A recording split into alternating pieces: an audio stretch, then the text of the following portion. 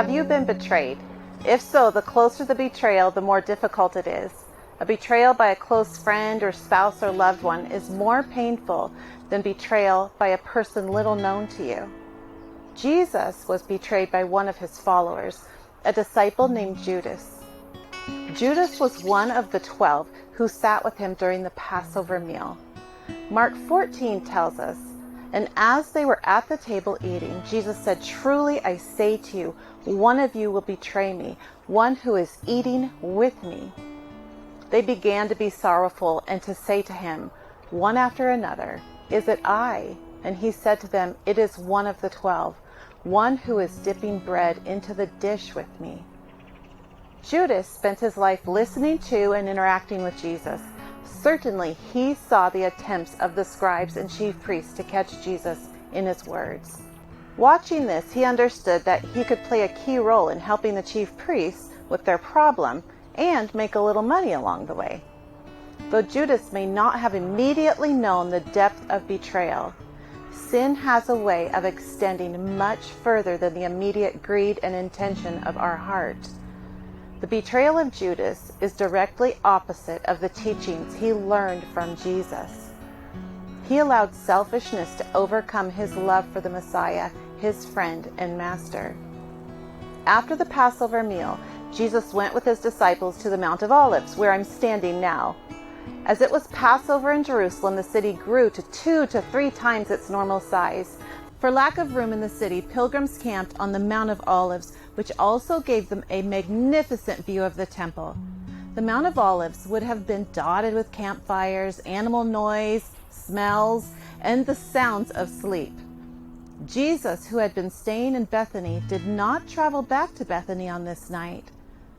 It is commanded that Passover is taken within the boundaries of Jerusalem, so Jesus abided by the travel regulations. On the night of Passover, Jesus, his disciples, and many pilgrims slept on the Mount of Olives. Because so many pilgrims filled the hillside, and due to the darkness, the chief priests needed Judas to lead them to Jesus. It would have been difficult and suspicious if they were to seek him on their own. They needed a quick and direct route, the route of least resistance, to take Jesus away secretly. As these developments were taking place, Jesus addressed Peter, a disciple very close to his heart.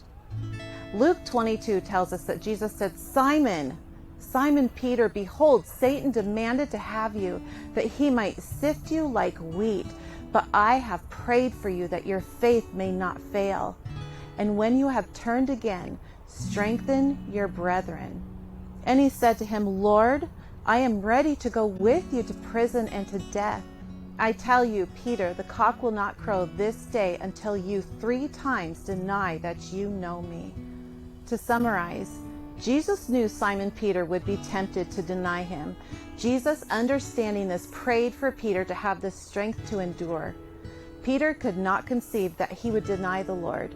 And Jesus told Peter, "When you have turned again, or when you have recovered from this denial and realized your failing, strengthen your brethren." Jesus knew they would need strength and encouragement to stand alone without Jesus with them daily. Their leader was headed towards death. The betrayal of Judas began in the form of greed and grew to the ultimate betrayal of death. This type of sin is all too common. What may seem to be a small sin has potential to set in motion devastating consequences. Jesus' actions in the face of Peter's denial were one of prayer for strength for Peter to overcome and comfort and to lead the disciples well. The actions of others, even those who loved him, did not deter him from doing the will of God set out before him. And the agony Jesus endured through these betrayals must have been immense in the face of his coming death. The very time that he needed his closest team around him is the very time of his betrayal and denial. But Jesus remained steadfast in his desire to save humanity from eternal death. He asked his disciples to pray with him, and they fell into temptation of sleep like some of us might do. Jesus was alone and had a choice. He was at the crossroads of decision and prayed fervently to his Father. At his place of suffering, Jesus was betrayed by those close to him and knew his death was soon coming. But the biblical text gives us insight into the weight on his shoulders. Matthew 26 tells us he took Peter and the two sons of Zebedee along with him, and he began to be sorrowful and troubled. And then he said to them, "My soul is overwhelmed within me. My soul is overwhelmed with sorrow to the point of death. Stay here and keep watch with me." Going a little farther, he fell with his face to the ground and prayed, "My Father, if it is possible, may this cup be taken from me. Yet not as I will, but as you will." And Jesus prayed this prayer 3 times. 3 times he asked God to remove the cup from him. 3 times he gave his will over to the will of God. Jesus was at a crossroad of decision, one he could have escaped if he chose to. The geography of the Mount of Olives gives us even more insight into the depth of Jesus' decision to face the cross.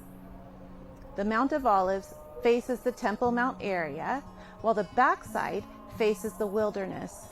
Jesus had every opportunity to walk the 20 minutes up the Mount of Olives and escape into the wilderness. He had means and opportunity. Had he turned to leave Jerusalem, he would have disappeared into the wilderness where none would find him. Had Jesus not spent his lifetime pulling away and communing with God, building a relationship of confiding, trust, and strength, he may not have had the wherewithal to face the cross for us. Pending doom and betrayal can be paralyzing, yet Jesus had the internal, spiritual, and physical means to decide not to run. At his crossroad, he chose to love and care for people rather than saving himself from suffering. Now, we are often at crossroads where we have a choice to decide for self-protection and preservation or an outward show of trust in our Father in heaven. Making right decisions during these difficult times takes strength. And Jesus often removed himself from the crowds to spend time with his Father. He gained strength in these times. He built a loving and trusting relationship, so much so that it enabled him to make the most difficult decision of his life, which is to face the cross. We would do well to follow the example of Jesus, because a daily walk with God and time spent with our Father allows for strength and faith when crossroads arrive. Matthew 26 tells us, "Then he returned to the disciples and said to them, 'Are you still sleeping and resting? Look, the hour has come and the Son of Man is delivered into the hands of sinners. Rise, let us go. Here comes my betrayer.'"